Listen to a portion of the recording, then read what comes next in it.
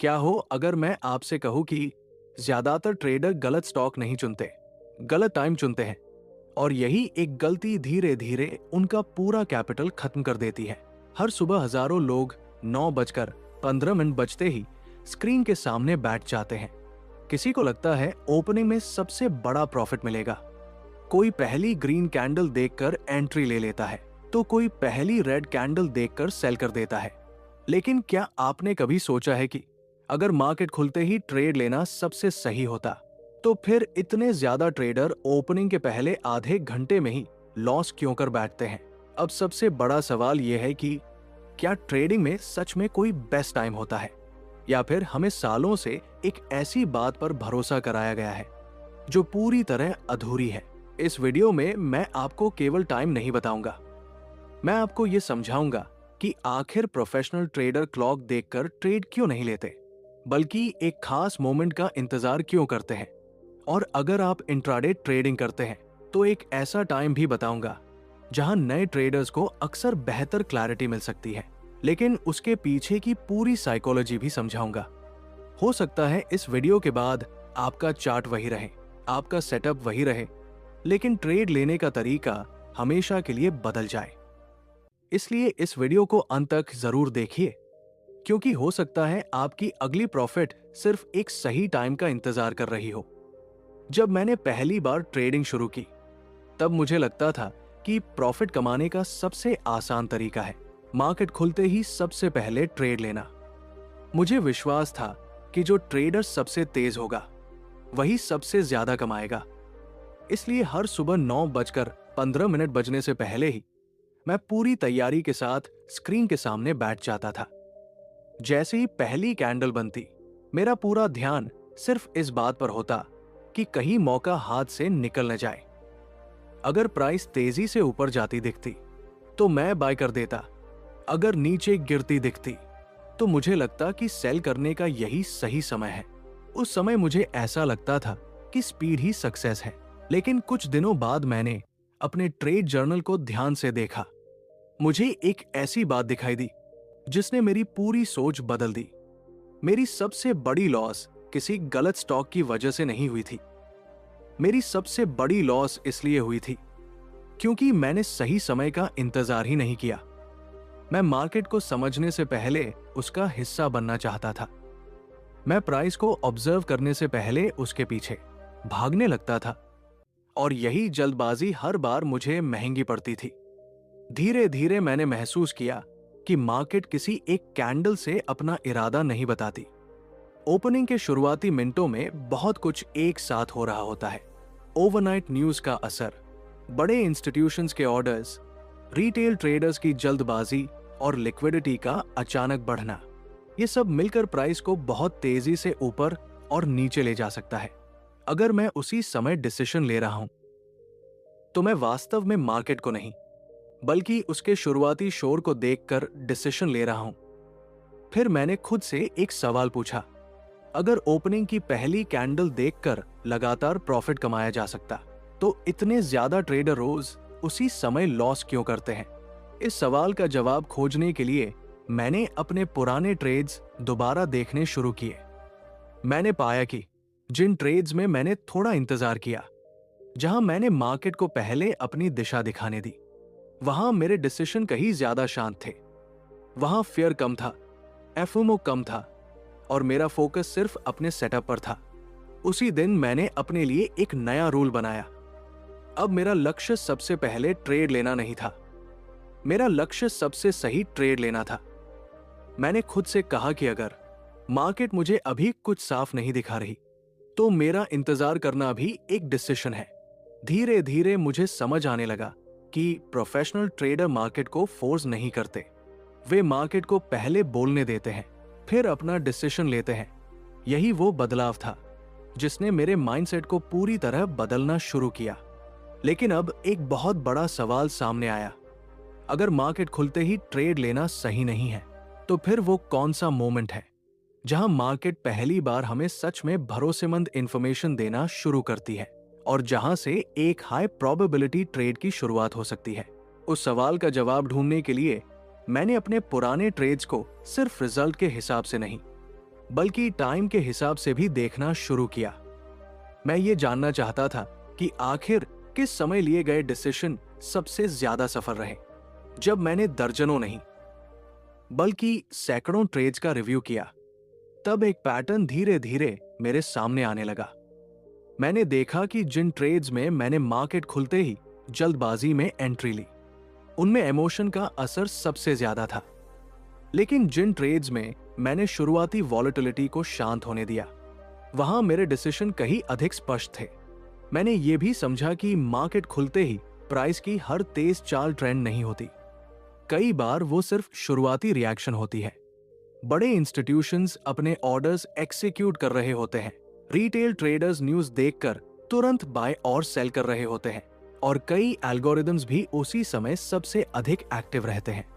ऐसे माहौल में प्राइस बहुत तेज चल सकती है, लेकिन तेज चलना हमेशा सही डायरेक्शन का संकेत नहीं होता। यहीं पर मैंने एक आदत विकसित की। मार्केट खुलने के बाद मेरा पहला काम ट्रेड लेना नहीं, बल्कि ऑब्जर्व करना बन गया। मैं ये देखने लगा कि प्राइस किस रेंज में टिक रही है, बायर्स और सेलर्स में किसकी पकड़ मजबूत दिखाई दे रही है, वॉल्यूम किस तरफ बढ़ रहा है, क्या प्राइस किसी महत्वपूर्ण लेवल के ऊपर टिक पा रही है या बार बार वहीं से रिजेक्ट हो रही है। मैंने महसूस किया कि मार्केट हमेशा संकेत देती है, लेकिन वो संकेत केवल उसी को दिखाई देते हैं जो पहले सुनना सीखता है। इसी अनुभव के बाद मैंने अपने लिए एक प्रैक्टिकल अप्रोच बनाई। अगर मेरा सेटअप शुरुआती शोर के दौरान नहीं बनता, तो मैं उसे फोर्स नहीं करता। अधिकांश दिनों में मैं शुरुआती 15 से 30 मिनट मार्केट को समझने में लगाता हूं। अक्सर इसी दौरान ओपनिंग रेंज बन जाती है, शुरुआती नॉइज कम होने लगती है और ट्रेंड की क्लैरिटी पहले से बेहतर दिखाई देने लगती है। कई बार लगभग 9 से 10 बजे के बीच ऐसी स्थिति बनती है जहां नया ट्रेडर बिना अनावश्यक जल्दबाजी के बेहतर डिसीजन ले सकता है। लेकिन मैं कभी केवल क्लॉक देखकर एंट्री नहीं लेता। अगर उस समय भी मेरा सेटअप पूरा नहीं होता, तो मैं इंतजार करता हूं, क्योंकि मेरे लिए टाइम नहीं, सेटअप सबसे महत्वपूर्ण है। यहीं पर अधिकांश ट्रेडर्स एक गलती करते हैं। वे सोचते हैं कि अगर उन्होंने पहले आधे घंटे में ट्रेड नहीं लिया, तो आज का मौका चला गया। लेकिन मार्केट कोई एक अपॉर्चुनिटी नहीं देती। अगर आज ट्रेंड साफ है, तो वो आपको कई बार मौका दे सकती है, और अगर ट्रेंड साफ नहीं है, तो सबसे अच्छा डिसीजन कुछ न करना भी हो सकता है। मैंने जितना ज्यादा इंतजार करना सीखा, उतना ही कम मुझे अनावश्यक लॉस होने लगे। मुझे एहसास हुआ कि पेशेंस सिर्फ एक अच्छी आदत नहीं है, बल्कि ये रिस्क मैनेजमेंट का सबसे शक्तिशाली हिस्सा है। फिर मेरे मन में एक और गहरा सवाल आया, अगर केवल सही समय का इंतजार करना ही काफी नहीं है, तो आखिर वो कौन सी चीज है जो दो ट्रेडर्स को एक ही चार्ट, एक ही सेटअप और एक ही टाइम के बावजूद बिल्कुल अलग रिजल्ट देती है।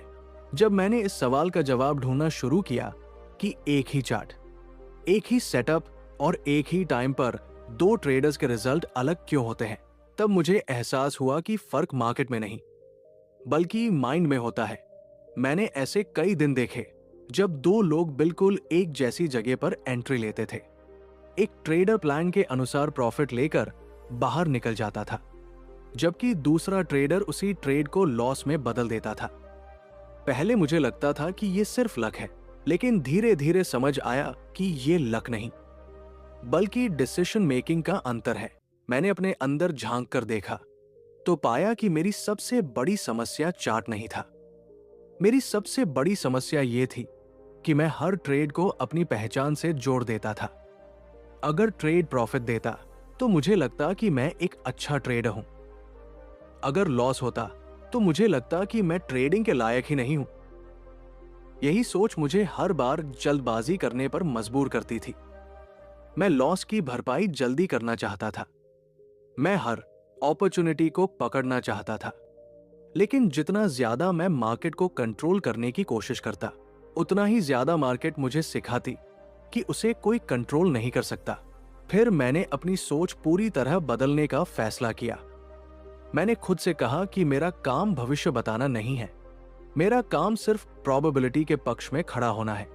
अगर मेरा सेटअप बना है, रिस्क पहले से तय है और रिवॉर्ड उसके मुकाबले उचित है, तो मैं ट्रेड लूंगा। उसके बाद मार्केट क्या करेगी ये मेरे कंट्रोल में नहीं है, लेकिन मेरा डिसीजन, मेरा डिसिप्लिन और मेरा रिस्क मैनेजमेंट पूरी तरह मेरे कंट्रोल में है। यहीं से मेरे अंदर का प्रेशर कम होने लगा। पहले मैं हर कैंडल के साथ अपनी उम्मीद बदल देता था। अब मैं हर ट्रेड को सिर्फ एक संभावना की तरह देखने लगा। अगर ट्रेड सफल हुआ तो मैं उसे प्रोसेस का हिस्सा मानता। अगर ट्रेड फेल हुआ तो भी मैं उसे प्रोसेस का हिस्सा मानता, क्योंकि एक अच्छा डिसीजन हमेशा प्रॉफिट नहीं देता और एक बुरा डिसीजन हमेशा लॉस नहीं देता। लेकिन लंबे समय में अच्छे डिसीजन ही अच्छे रिजल्ट बनाते हैं। मैंने अपने ट्रेड जर्नल में केवल एंट्री और एग्जिट लिखना बंद कर दिया। अब मैं ये भी लिखने लगा कि एंट्री लेते समय मेरी मानसिक स्थिति कैसी थी। क्या मैं शांत था या मुझे एफएमओ हो रहा था? क्या मैंने अपने सेटअप का इंतजार किया या सिर्फ इसलिए ट्रेड लिया क्योंकि मुझे लगा कि मौका निकल जाएगा? कुछ ही हफ्तों बाद मुझे साफ दिखाई देने लगा कि मेरे सबसे सफल ट्रेड्स वे नहीं थे जहां मार्केट सबसे ज्यादा चली थी, बल्कि वे थे जहां मेरा माइंड सबसे ज्यादा शांत था। तभी मुझे समझ आया कि ट्रेडिंग में सही समय सिर्फ क्लॉक नहीं बताती, आपका माइंडसेट भी बताता है। अगर आपका माइंड इमोशन से भरा हुआ है तो सबसे अच्छा सेटअप भी खराब डिसीजन बन सकता है, लेकिन अगर आपका माइंड शांत है तो सामान्य दिखने वाला सेटअप भी हाई क्वालिटी ट्रेड बन सकता है। यही कारण है कि कंसिस्टेंट ट्रेडर पहले खुद को मैनेज करना सीखते हैं, उसके बाद ही मार्केट को पढ़ते हैं। लेकिन अब एक और महत्वपूर्ण सवाल सामने आता है, अगर शांत माइंड और सही सेटअप दोनों मिल भी जाए तो क्या हर बार ट्रेड लेना जरूरी है, या फिर कुछ ऐसे दिन भी होते हैं जब मार्केट से दूर रहना ही सबसे प्रॉफिटेबल डिसीजन साबित होता है? यहीं से मेरी ट्रेडिंग का सबसे कठिन लेकिन सबसे मूल्यवान लेसन शुरू हुआ। पहले मुझे लगता था कि अगर मैं पूरे दिन स्क्रीन के सामने बैठा हूं तो मुझे कोई न कोई ट्रेड जरूर लेना चाहिए। मुझे ऐसा महसूस होता था कि बिना ट्रेड लिए दिन खत्म करना समय की बर्बादी है। लेकिन कुछ महीनों तक अपने रिजल्ट्स का गहराई से विश्लेषण करने के बाद मुझे एहसास हुआ कि मेरे कई बड़े लॉस गलत ट्रेड लेने से नहीं, बल्कि अनावश्यक ट्रेड लेने से हुए थे। मैंने एक बात नोटिस की, कुछ दिनों में मार्केट बिल्कुल साफ ट्रेंड दिखाती थी, प्राइस महत्वपूर्ण लेवल्स का सम्मान करती थी, वॉल्यूम भी उसी दिशा का साथ देता था और मेरा सेटअप बिना किसी कंफ्यूजन के पूरा हो जाता था। ऐसे दिनों में ट्रेडिंग अपेक्षाकृत आसान लगती थी। लेकिन कुछ दिन ऐसे भी होते थे जब प्राइस बार बार ऊपर और नीचे होती रहती थी। हर ब्रेकआउट कुछ मिनट बाद फेल हो जाता था, हर ब्रेकडाउन वापस रेंज में आ जाता था। ऐसे दिनों में जितना ज्यादा मैं ट्रेड करता उतना ही मेरा कैपिटल कम होता जाता। पहले मैं ऐसी मार्केट को अपनी कमजोरी समझता था।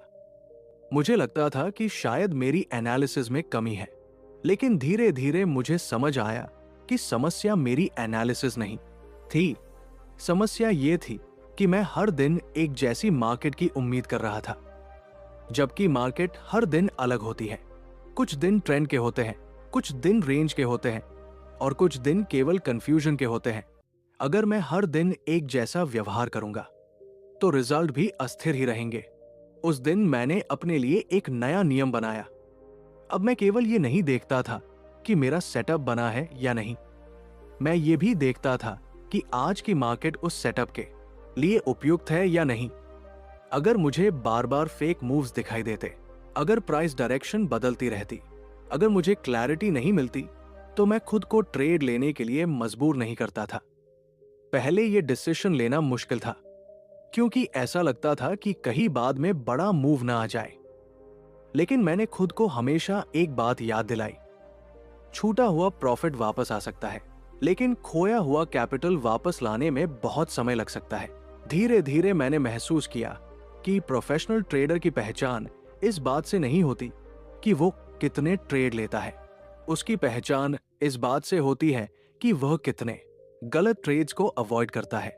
कई बार पूरे दिन का सबसे अच्छा डिसीजन सिर्फ इतना होता है कि कोई ट्रेड ही न लिया जाए। बाहर से देखने वाले को ये आसान लगता है, लेकिन सच ये है कि स्क्रीन के सामने बैठकर कुछ न करना लगातार बटन दबाने से कहीं ज्यादा कठिन होता है। यही डिसिप्लिन धीरे धीरे आपको इमोशन से दूर और प्रोसेस के करीब ले जाता है। फिर मैंने अपनी ट्रेडिंग को एक अलग नजरिए से देखना शुरू किया। अब मेरा लक्ष्य रोज प्रॉफिट कमाना नहीं था। मेरा लक्ष्य था कैपिटल को सुरक्षित रखते हुए केवल हाई प्रोबेबिलिटी अपॉर्चुनिटीज पर एक्शन लेना। जब ये सोच विकसित हुई तब मुझे समझ आया कि ट्रेडिंग में सफलता हमेशा सही एंट्री से नहीं बल्कि सही सिलेक्शन से शुरू होती है। हर दिखाई देने वाला मूव अपॉर्चुनिटी नहीं होता और हर अपॉर्चुनिटी आपके लिए बनी भी नहीं होती।